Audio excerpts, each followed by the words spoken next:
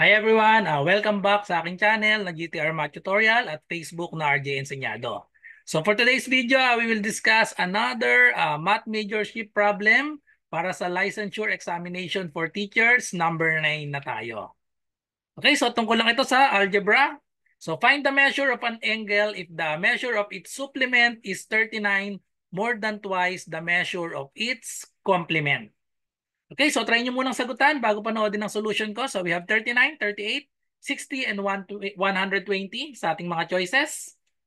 Okay, so sagutan na natin. So ang hinahanap natin dito ay measure ng angle. So ilalet natin yon. Find the measure of an angle. So ilalet natin yon as kahit anong variable na gusto nyo. So find the measure of an angle. So let's say that is x. Okay, so x, ito yung hinahanap natin. So measure ng angle. So tapos nabanggit dito yung supplement. If the measure of its supplement is 39 more than twice the measure of its complement. So kailangan alam niyo yung definition ng supplement at complement. Pag sinabing supplementary angles, two angles whose sum is 180 degrees. So therefore, ang expression natin doon is 90 minus x. Ito yung supplement. Okay? So supplement tapos yung ba't naging 90? This is 180 and then 90 minus x, ito naman yung complement. Okay? So yan yung ating mga gagamiting expression para sa problem na ito. So buuin na natin ang ating equation. So ulitin natin supplement, two angles are supplementary kapag ang sum ay 180. Okay? Kaya minus natin yung x. Two angles are complementary if their sum is 90. Kaya natin minus sa 90 yung given natin na or yung hinahanap natin na angle na x. So buuin na natin ang ating equation. So sabi dito, the measure of its supplement. So measure of its supplement, ito yon 180 minus x is, ibig sabihin nun ay equal sign. 39 more than. 39 more than, ibig sabihin plus 39 lang yon. Okay? 39 more than. So plus 39 and then we have twice the measure of its complement.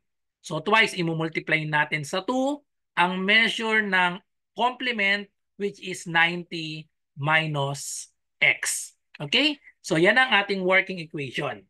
The measure of its supplement, ito yon 180 minus x, is equal sign 39 more than, so plus 39 and then we have twice, so that is 2 times the measure of its complement, 90 minus x. Then, just solve for x. So, distribute lang natin itong 2. So, copy the rest. So, we have 180 minus x is equal to 2 times 90. We have 180. 2 times negative x. So, we have negative 2x plus 39. Okay, then simplify. Kung mapapansin nyo, may 180 sa left, may 180 sa right. So, pwedeng i-cancel na natin yan. Pag sinubtract natin ang both sides by 180, pwede nang makancel yung 180. Okay? And then, meron tayong negative x and negative 2x. So, add 2x to both sides. Or transpose this to the other side. Magiging siyang positive 2x. Okay? So, cancel out na ito. So, yan na yung final answer natin. Negative x plus 2x, that will be x equals, ang natira na lang sa right side ay 39. So, ganun lang kasimple. The answer is letter A, 39. Okay, so that's it. So, thank you for watching. Sana ay may natutunan kayo sa video na ito.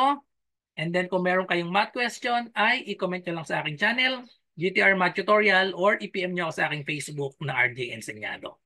So, good luck sa lahat na nagre-review para sa board exam ng licensure examination for teachers para sa mga math majorship, math majors. So, bye-bye and God bless.